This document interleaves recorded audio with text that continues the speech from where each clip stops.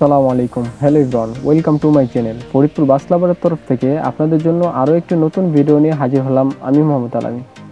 আজকে আমি বাংলাদেশের জনপ্রিয় বাস পরিবহন কোম্পানি গ্রিন লাইন পরিবহন ইতিহাস ও বিস্তারিত তথ্য এই ভিডিওর দ্বারা তুলে ধরার চেষ্টা করছি ইনশাল্লাহ। তাই ভিডিওটি না টেনে সম্পূর্ণ ভিডিওটি দেখার অনুরোধ রইল। আসুন ভিডিও শুরু করা যাক।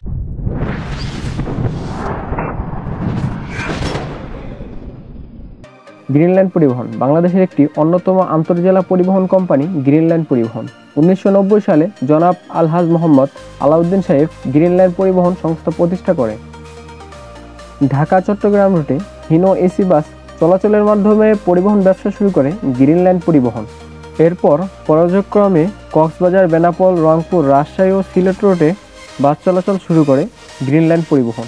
বাংলাদেশের সড়কপথে সর্বপ্রথম এসি বাস পরিষেবা চলাচল করে গ্রিন লাইন পরিবহন। এরপর সুইডেন থেকে 2003 সালে ভলভো ও 2005 সালে স্কেনিয়া এসি বাস আমদানি করে গ্রিন লাইন পরিবহন।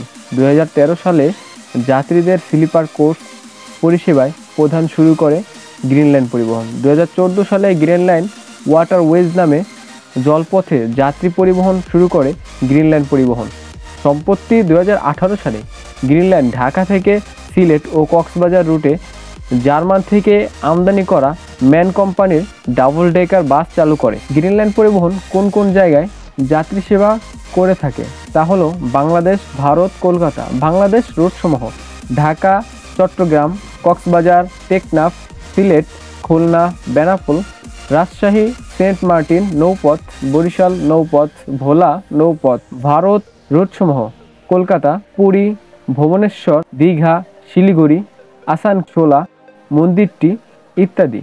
এই সকল জেলায় এই সকল রোডে যাত্রী সেবা প্রদান করে থাকে গ্রিন লাইন পরিবহন। এছাড়াও ঢাকা, খুলনা, কলকাতা রুটে সৌহার্দ্য পরিবহন পরিচালনা করে গ্রিন লাইন পরিবহন। গ্রিন লাইন পরিবহন আপনার কাছে কেমন লাগে তা অবশ্যই কমেন্টে জানাবেন। ভিডিও শেষ করার আগে আপনাদের একটা কথা বলতে চাই, এখনও যারা আমার চ্যানেলে নতুন আছেন, আমার চ্যানেলটি সাবস্ক্রাইব করেননি, তাড়াতাড়ি আমার চ্যানেলটি সাবস্ক্রাইব করে সাথে থাকা বেল আইকনটি বাজিয়ে দিবেন। ধন্যবাদ। পরবর্তী নতুন কোনো এক ভিডিও নিয়ে আপনাদের সাথে দেখা হবে। আল্লাহ হাফেজ।